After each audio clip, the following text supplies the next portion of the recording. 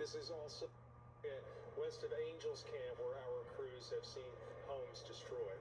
Live Copter 3 flew over the fire zone earlier tonight. You can see all of that smoke, the fire burning through thick vegetation in addition to some structures and cars. Again, night flying helicopters are supporting the firefighters throughout the night. Cal Fire says the water drops are more effective now that the temperatures have dropped and humidity is. Just a short time ago, the governor announced the state has secured federal assistance to help support this work to fight the fire. Okay, we're going to go to a map here to show you the evacuations from Cal Fire on this, the GAN fire as it's being called. The area in orange you see there, that is the fire's footprint. The area you see in red is the evacuation order area. This stretches up from the eastern side of New Hogan Reservoir down to the southwest side of San Andreas, down to just northwest of where Angels Camp is. And then the area in yellow, that's an evacuation. Anahita Jafari, she's live in Calaveras County. Anahita, let's talk about what we're seeing out there tonight.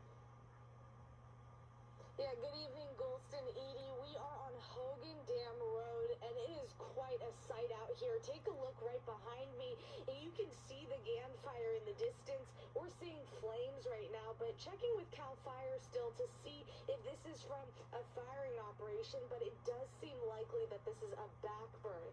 We're also hearing helicopters in the distance as well, and it's very bright. When we were driving down Hogan Dam Road, we spotted this almost immediately. And earlier, people in Valley Springs described it as glowing in the distance. I mean, you can see exactly what they mean by that. We passed multiple fire trucks, law enforcement vehicles that were driving around the area earlier, and even now. And there are dozens of spot fires also left behind from the fire. We spotted several around Riata Way. We will continue to keep you updated on the latest conditions out here and exactly what we're seeing online and on your screen. But for now, sending it back to you. Ada, thanks for that. Now, there's still some very thick smoke around the GAN fire. So around that region is where we have some very poor air quality, but also here in Tuolumne County, you can see near Pinecrest and Strawberry area, these areas, these little dots here that show you the red, that's unhealthy levels of particulates, and the purple there is very unhealthy. And we're seeing that unhealthy level in as well as Groveland. So with the smoke are fairly poor, but what about our weather conditions out there right now? We do have conditions where temperatures, of course, are cooling down. That's good news, 78 degrees near the fire. Winds from the northwest. So earlier they're from the west or from the southwest. Now they're coming in more from the north at 6 miles per hour with gusts up to 8 miles per hour. And the humidity also, as those temperatures drop, we see the humidity start to rise. So that's what they were talking about, doing the night fight on the fire. It helps out a lot because the fire actually is not as intense, and so they can get a little bit more on that. So this is the forecast of the smoke. So you can see where the GAN fire is in through Calaveras County.